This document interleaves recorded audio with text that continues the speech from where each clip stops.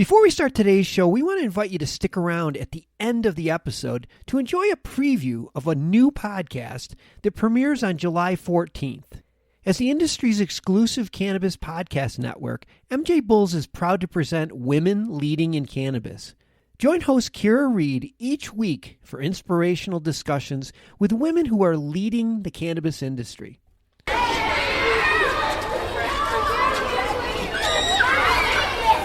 For too many years, families of children with devastating illnesses have felt helpless as they watch their child suffer.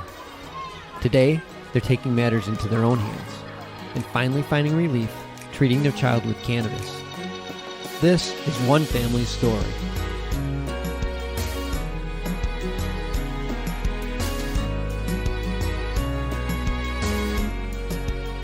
Welcome to another episode of Love and Cannabis.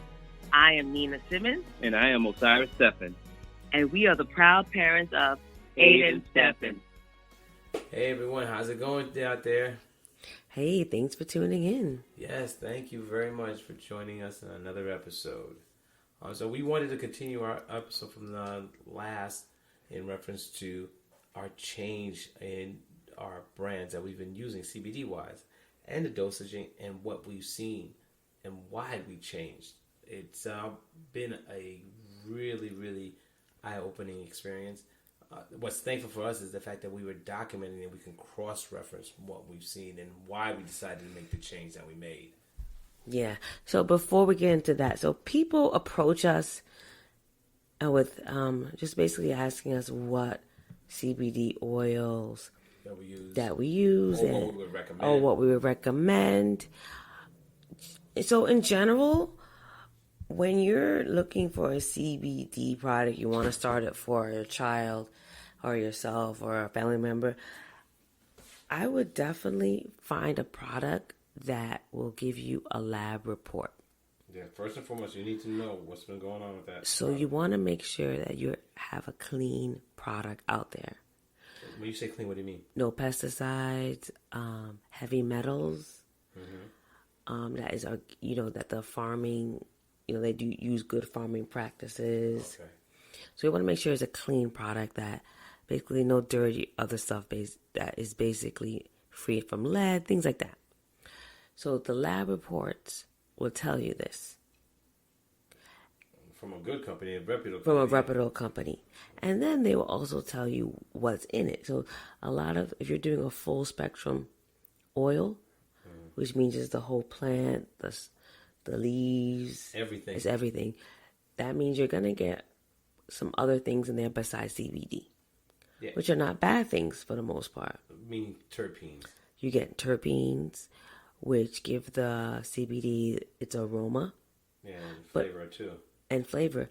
And it's also been known to also have some neuroprotectant properties, anti-inflammatory properties. So there's still more research to be done on terpenes, but a lot of them are there for a good reason.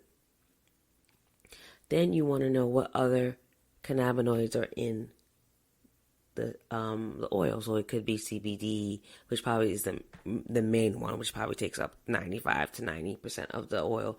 But sometimes the oil has this thing, and we'll get into this another time, another podcast. But some of them have like what you call CBG, CBC. So you'll see all those things. Yeah, it's a lot. It's a lot. Yeah, you definitely have to get a book that breaks each one down, something simple to get you started, especially if you have no clue how this works or what the plan is exactly. Definitely do your research, take your time. But what's so hard is you have time, but you don't have time. Yeah, because you want to get better. You don't want to waste time. Yeah, and you want to get your child better if you're using it for a child as well. Exactly. And then the lab report will also tell you how much THC is in the product. And then they could explain to you what exactly does that mean. Yeah, and how much you should use, how often. It's going to be a journey, but you're going to learn so much from it. Exactly. So this is something. Don't be afraid to ask questions and to really ask for guidance, because this is serious. You're using this to help a child who may be really sick, or you may be using this for cancer. So you want to make sure the oil, is the good stuff. Yeah, and people are available too to talk to you and answer your questions. Exactly. So another thing, the companies always come with these droppers, right? But Osiris and I find that using a 1 ml syringe is more accurate. Yeah. So most of the time the company will say, use half a dropper or use a full dropper. That's fine. But I think if you are going to be dosing medically, you really want to know exactly, put to the precise measurement of what it is. Yeah. So you want to make sure you're giving 0.8. You know, you want to do 0.7. Sometimes kids may not take a full ml. You may give them 0.9. So you really want to have those like numerical measurements. So I would recommend buying a 1 ml syringe. And that's what we use. We never use a dropper. Yeah. Because we just don't know the number. So it's not. Yeah, it's usually I'd say for us it's a little bit inaccurate, and also you want to save on the amount of oil you're using. Exactly. Yes. Instead of the oil lasting 2 weeks, it's going to last a week and a half, and so that's something you definitely want to keep in mind when you're using a dropper versus a syringe. And you can get a syringe also from a pharmacy. Just walk up and say, "Hey, I need a 1 ml syringe." Yeah, and then you're set. And you can use that. Or you can order it online. You're not going to find 1 ml syringe in the aisles. I don't think we've ever. No, you have to get it from the pharmacy. You have to go back and speak to the pharmacists who have it to go with their medicine for children. So that being said, and so I just this post came up on one of my social media feeds, and it's called the Center for Food Safety Scorecard. So basically, the Center for Food Safety is a national nonprofit public interest and environmental advocacy organization working to empower people, support farmers, and protect the earth from harmful impacts of industrial agriculture. So they came up with their hemp oil / CBD scorecard, where they took 40 CBD companies and they 40. Wow. Yeah, and that's not that much. It's not. It's more. Yeah, there's so much more, and they basically ripped them apart and gave them ratings, like you'll see at a restaurant. Yeah, A, B, C, D, and even F, and a good amount actually got F. I was like, ooh, so yeah. Well, there's some garbage out there. Yeah, so if you want to check that out and see which companies got an A, and if you want to use those companies, it's up to you. They do explain to you why certain companies got an A versus why some companies got a C. It was pretty interesting. I mean, currently the CBD that Aiden is taking is not even on there. So don't think just because the company you're using is not on there. What's important is that it's working and you're getting results. Yeah, it's important that you're getting results. And you do have a lab report to state that there aren't any, like I said, heavy metals, impurities. So, I mean, if you want to check the Center for Food Safety Hemp CBD scorecard, check it out, and you can make a decision from there. But again, it only took 40 companies, and there's maybe 400 companies. I mean, it's a lot. Well, that kind of helps, but for a person who's this is their first time, they're really hearing so many different voices about what best CBD products to try for what specific things that you feel it would work for. They have a score sheet done for you already, rating. So they did all the vetting. So now it comes down to, well, I'm feeling a certain way. This might work. Let me see which products that they rated actually can help me with these particular ailments or whatever I'm feeling at the time that I need it.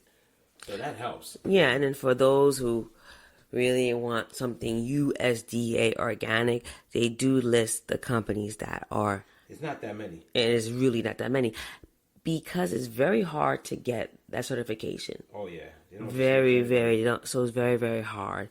And not to say if the company that you're using is not USDA organic, or it's not that good. It's not that doesn't mean it's not good. Because I was talking, it's just sometimes some companies don't even have the money. Resources to do that. To get the certification. Yeah, it's not easy. They may be organic and pass, but there's so much money just to get them to certify you that a company may not be able. to do it. And it's also a serious process too. Yeah. Because you have to pay for that process. And you have to pay for everything. Yeah. So it's like a money thing. And scheduling. It's just the time, because I've spoken to someone about that. It said it is so much work. You have to make sure your machines are right. You have to make sure the land, everything that you work, it has to be pharmaceutical grade level.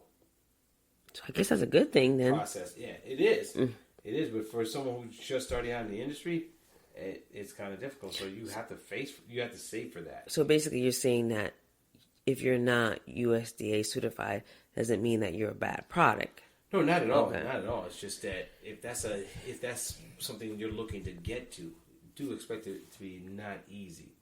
Not to say that your product is not good anyway. It's just that you're just gonna have a challenge just to prove that. That's all. Got it. So yeah, so that was for look up if you're interested.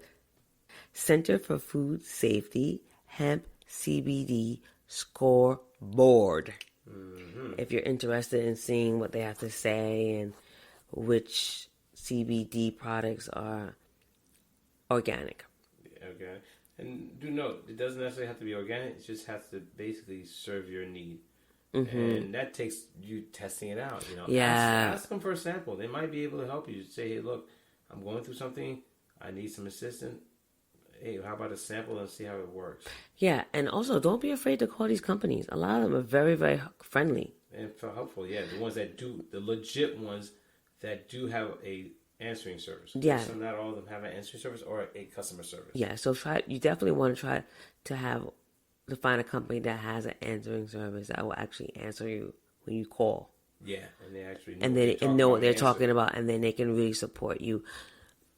So that being said, we tried quite a few oils with Aiden. Oh yes, it was a long list. We've tried so many. The experimenting, it was crazy. We would experiment with different types of oil. We would also experiment times a day of the oil to administer the oil, where and how to administer the oil, whether oil through rectal, through food, through drops, through gummies at one point. It was daunting to go through all these levels. I mean, we originally started out with the droppers and the syringe, but it seemed like it wasn't really suppressing his seizure. It started to. We got some good moments, and then all of a sudden it just changes. After a month or a couple of months, or even after a year, it's like, okay, now we have to change it. Because he's gotten older, he was having his growth spurts, he was needing more water. So we were learning all these things as we go along, and we just decided we got to document it because there's too many variables right now that's affecting him. Yeah, so we go through one oil, then we'll have results. And then one experience we had is that we were doing really great, and then we started seeing changes, and then we looked in the back, we're like, oh man, they added this additive. Yeah, because it started triggering his seizures, so we noticed that. Because in the beginning, his seizures would be fine, was under control, maybe 1 or 2 jerks here and there. And then I think after the oil finished and we replenished it, then we noticed a change after we purchased a new bottle. Same product, same everything, but it started having a different effect on him. Yeah, so those kind of things we had to look out for. Is there any additives that we saw? Then we had to look at the carrier oils. Yeah, we went through the ingredients. We're like, okay, he's kind of sensitive to MCT oil, so we know now. No MCT oil. Well, not even just so much MCT oil. It was like an 8 medium chain. Yeah. It got too granular. 6 or something, yeah. It was 8. So we had to make sure that he doesn't get that. It was like, wow. And another one, it was another company where it had lecithin oil. And the lecithin is used as emulsifier in most products, especially cosmetic products. And they had it in his oil. And before that, it didn't have it. But we were trying to figure out, what's wrong? Why is the seizures has an uptick? What's going on? So Nina just grabbed one of the oils, the new bottle, and we compared it. For some reason, we just kept the old bottle. And something in us just said, keep the old bottle just in case. And we compared and noticed that the one difference in the ingredient was the lecithin oil. We're like, oh my God. And we called them. We literally called the company and like, hey, why'd you guys include this? Oh, we use that for emulsifier. It just expands the life of the product and also prevents bacteria and things like, yeah, but it just is triggering us on seizures. They're like, oh, I'm sorry, we'll send you another bottle. He says another bottle, the same thing. It had lichen oil in it. So we had to stop using that company, even though the company is very gracious to us and very kind, but it wasn't helping Aiden anymore.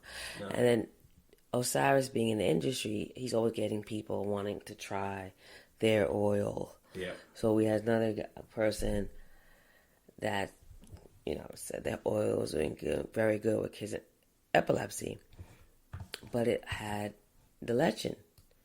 And I said, uh-oh. I was very excited, but I was like, here we go again. With the lectin. Yeah. And we used it.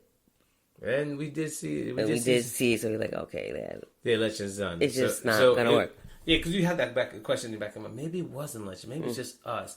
So you get a whole different product, same ingredient, same result. Yeah. So it's like little things. Like I see people say, "Oh, CB doesn't work," or they refer my child, and how many oils did you try? How many companies did you try? You have to try at least 1 to 2 companies, and this is a long. I'm sorry. Yes, many companies for you to really say that it was a fail, and then you have to wait. You can't just say after a month, after 2. It has to be, it's a long process. Yeah, especially also that you have to dose the products, understand the dosaging, because no 2 oils are made the same. No 2 oils are processed the same in a way. And we were very fortunate to find one recently that's been working ideally. How we know this? Well, Aiden was having grand malls every morning at 4 o'clock. Every morning, like clockwork. It was ridiculous. And we tried different steps. We tried different dosaging times to see if we can combat it. We were trying to understand what his cortisol levels were like in comparison to what is it during the day. See how much that's affecting it, or that played a role into it. So all these things that we started analyzing, overthinking, just trying to understand what is going on.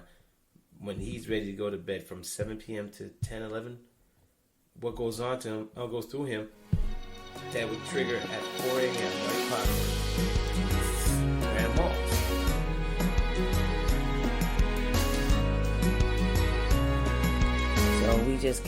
So basically I realized that it was his cortisol levels that rise up about 2 hours or so before it's time for him to wake up.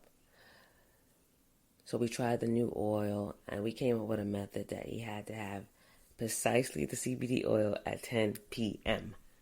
Well, that's what we started out. It was 7 p.m. because we give him 2 dosages. Yeah, so we did 1 at 7 and 1 at 10. And we realized that was working. Yeah, it was working. So the grand mal stopped. The grand mal stopped. But the thing is, we have to wake him up at 10 p.m., which is rough. That kid was not happy. Oh, my God. Could you imagine? You're in your best sleep. You haven't slept so peacefully in a quiet time. And now you find yourself being wakened at 10 p.m. He was losing it. Medicine being shoved down. But it worked. Like, once we did it that way, he was so much better. So the grandma's completely stopped. He had maybe 1 or 2 jerks in the morning, and he was great the rest of the day. So it was like, But then I figured out if he goes to... This is really crazy. I figured out if he goes to bed and he's sleeping before 8 o'clock, we can give him all the CBD at 7:30, and it will hold him off from the rest of the night. I think it's something to do with the cortisol levels. Again, not quite sure how it plays on, but it works. But if he goes to bed after 8, we have to wake him up, and he has to get the CBD oil at 10. Yeah, it's crazy. So in the morning, he does get it as scheduled. He gets it about 6 a.m. as soon as he wakes up, pretty much. What someone had mentioned, basically the people from the company itself that told us, you know what? Put it under his tongue. Let it sit under his tongue, which will give it better absorption. We tried that in the evening. And we said, you know what? Let's try this too as well. Let's combine the 10 p.m. dosage with the 7 p.m. dosage so we don't have to wake up this kid who's screaming mad, crying, kicking, scratching, and punching. He loses his biscuit. So, I mean, if you were living next door, you would swear we were torturing this kid. That's how crazy it sounded, hearing him go at it. So, we did this, And it actually allowed him to sleep throughout the night and held him as well through the morning. So no seizure activities, no hiccups. Mind you, before that, we were seeing changes as well. So it definitely does work, what we're doing right now. We also added a new, I don't want to say too much about it, but we also added a new method where we're giving a lot of fish oil. Oh yeah, you could say that. Yeah, we give them fish oil. We read somewhere about that. That helps. And then olive oil. Olive oil, yes. I mean, good luck. If you can get kids to take this stuff down, more power to you. But Aiden's so accustomed to... Oh, you can put it in their food. You don't have to... Oh, yeah, that's true, too. You can sprinkle it. But Aiden's been able to take a tablespoon of it daily with no issues. We actually give him facial oil capsules, which he takes. He actually counts them and takes them, too. So we are doing a lot of things to keep this young man healthy. Yeah, we see a big difference with the fish oil. Yeah. With speech and cognition. Yeah, definitely. He says things that are funny. I'm like, whoa, where'd that come from? You know, and as a kid, you know, that doesn't really communicate that much, doesn't say as much as you would think a kid at his age. Things were just coming off the tongue, like he's always been talking, and like, whoa. And it puts a smile on my face, because I'm like, wow. Start having conversations, and we start talking, and I realize it. And we also like to communicate with him while he's exercising, too, which helps. So all these things you got to keep in mind. You're always thinking, like, how can I take where he is now to the next level? How do I integrate the routines that we're doing to also include, you know, cognitive skills, motor skills, you know, all those things that help him develop that, you know, he would get from school, but reinforced at home. Yeah, so one of the new things that we're doing is that we have Aiden on a balance bike. Yes, the balance bike. Weirdest thing ever. I didn't grow up with no balance bike. You just learn to get on the pedals and you learn how to ride a bike. So everyone that sees Aiden on the balance bike, someone always has some kind of comment. I mean, I had a comment like, where are the pedals? So for those of you who are obviously born in the 80s, 90s, early 2000s, don't know what this is because we did not use this growing up. Yeah, I didn't use it either. I didn't know that even existed. And still, I don't see anyone really using it but Aiden. Yeah, I've seen them in New York. You see progressive families. They will use these bikes to help their kids. Yeah. So basically, the new thing is that you don't use training wheels anymore. So training wheels, that's the least of the thing. You don't even use pedals. There's no pedals. Oh, no. Listen what I have to say. So basically, you don't use training wheels. Or pedals. Anymore to have your kid learn how to ride a bike. Before, you would use the training wheels first and then you take them off. So with the balance bike, it cuts the training wheels out the door. Balance bike is basically a bike without any pedals. You can make one on your own where you take off the pedals of your bike and, you know, obviously no trainers, or you could buy one. So Aiden is spoiled, so he has both. So, the rationale behind a balance bike is that you start training the child on learning how to balance themselves on a bike first. They have to master that. So basically, they're using their legs to navigate the bike, and they'll work on that by using their core only. So you work on your stomach muscles and back. So basically, you are using your balance. Because they're saying that the hardest part of riding a bike is not pushing the pedals, is actually maintaining your balance. So you start with that first on the balance bike.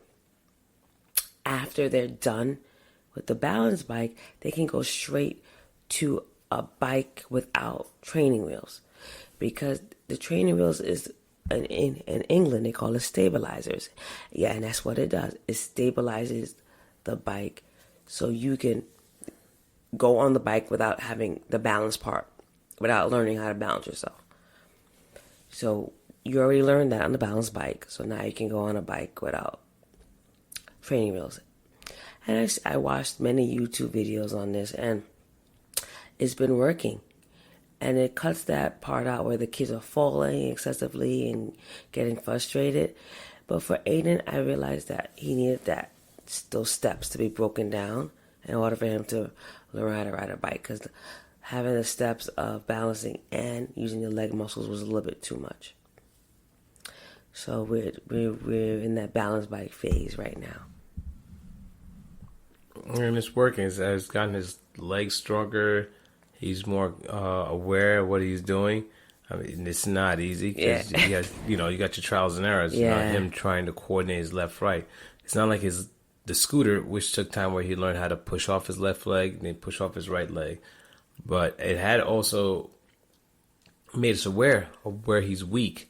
So what I've noticed is now as his right leg is weak when it comes to pedaling, he'll use his left leg from heel toe, but when he's using his right leg to push off, he'll just go toe.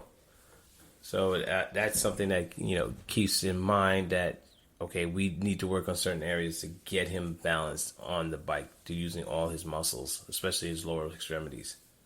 And when a kid is trying, any kid, even if they're typically developing, doing a scooter, any type of bike, they're gonna be frustrated.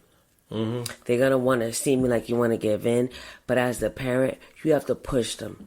Yeah, make sure they stay on that bike. Make sure they stay on it because they're never going to learn. And they're never going to learn that you have to work hard to get something. Yeah, and most of these like gross motor things like jumping rope, riding a bike, riding a scooter, they take practice, a lot of practice. It's not like you're going to step to a rope and know how to jump rope or things like that. The kids need to learn that they need to practice things. And it's good for their brains too. Yeah, definitely just overall health-wise, mental and physical. And we take it for granted that kids who are without any ailments could do those things easily. They're jumping up and down off furniture all the time. They're running around.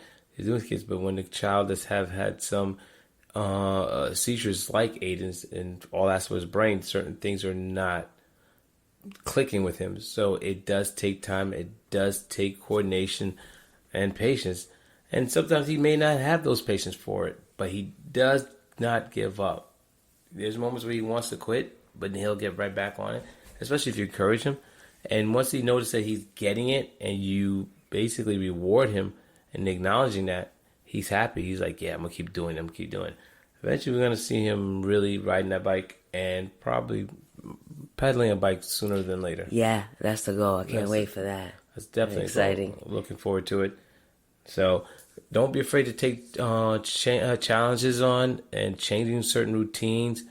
Trying to think of rewiring your child's brain. Yes. Just changing the activities and getting them to do things. I know for some parents it's a little bit more challenging because the child is stationary. There are things you could do from sitting down.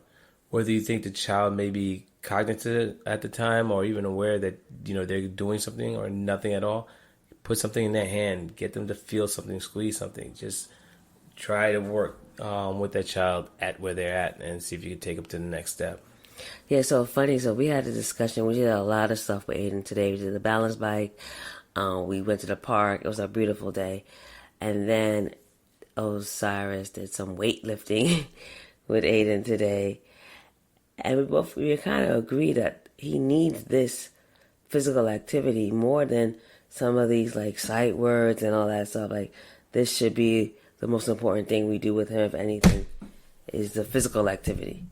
Yeah, and there's ways of also including things that are academic within the physical activities. Yeah, like counting. Oh yeah, and having alphabets, words that he can make using his body to do. So it's like a movement. Yeah, exactly. So everything is working together. Yeah. But it takes time. It's almost like you're almost homeschooling in a way by creating these types of environments for your child to work at.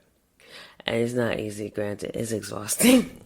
Yeah, but your child's worth it. I think for what the goal is, it's definitely worth it. And from what we've seen so far and how much he's progressed, it's just been amazing. And it's through our hard work and his willingness to try.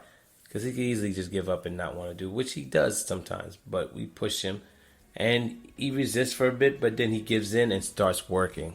He really puts in. It's just we have to stay consistent. As parents, you got to stay consistent. You got to stay on top of your kid if you want them to succeed at anything. Yeah. So I think that is it. Yep. Thank you all for tuning in. Another episode. It's been great. Ciao. All right, everyone. Bye. Thanks for tuning in. Another episode of Love and Cannabis. I'm Osiris Stephenand. And I'm Nina Simmons. Be strong. And stay empowered.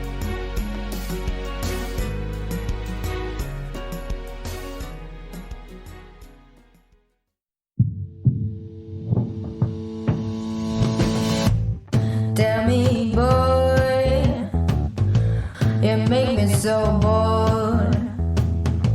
You need to walk the other way. I tell you once more. Please get out of my way. I don't want you no more. We're done here, boy. I know you think you're so fine, but you can't see it. I've been wanting to unwind.